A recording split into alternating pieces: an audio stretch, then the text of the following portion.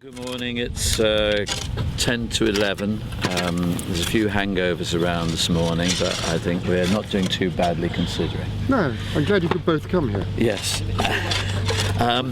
Interesting stage we're at. We've been trying to move things back through time, and we've just had a talk with Stuart about the levels of the water, and it's one of those sort of obscure details that will probably never make it into the programme, but Stuart's been parading around taking levels of moatish features over there, and he's been taking the same levels in our trenches. And Francis, what's the sort of conclusion? Tell the guys. The conclusion is that there's an existing moat about 200 yards in that direction, which is a sort of long canal-like pond that goes to a bit of a corner.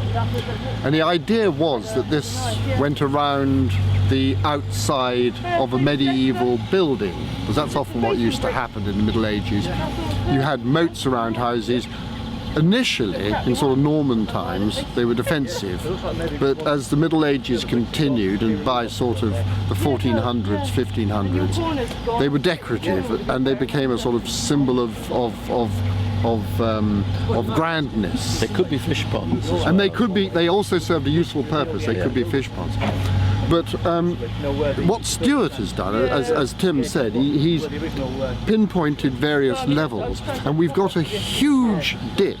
It is enormous. We still don't know quite how big it is, because we should know by the end of day. In trench, whatever it is, 2. And we didn't understand it when we first discovered it on day 1, but it now looks like the Tudor bricks that filled up that ditch were actually in a small part of an enormous moat. And Stuart reckons that those bricks over there could be connected to a huge moat which went right around these grand houses, which actually stand, and you can see it here if you look across the park towards those cattle. You can see that those cattle are lower down than we are. So the moat would have gone around part of this little hillock. And that's very important in the Middle Ages. You tended to put houses on slightly higher ground, because that way they were naturally better drained, and the wood of the post didn't rot quite so quickly. So it all makes sense. This is one of those nice things that turn up again, which we probably never quite get round to in the programme. I love it when we're here and we're supposed to be doing Tudor, bit of medieval, bit of 18th century, and in one of the trenches this turns up, which is a rather lovely Neolithic. Well, no, it's a core. I think it's a remnants of a core. Yeah, the remnants of a core. Yeah. So rather lovely piece of Neolithic artifact. Yeah. 3000 BC, you date that. Conchoidal rings, which shows where bits were blown, and we've taken it to the master, shown it to Phil, and after somewhat begrudgingly said, "Whoa, I suppose it could be Neolithic, not Paleo."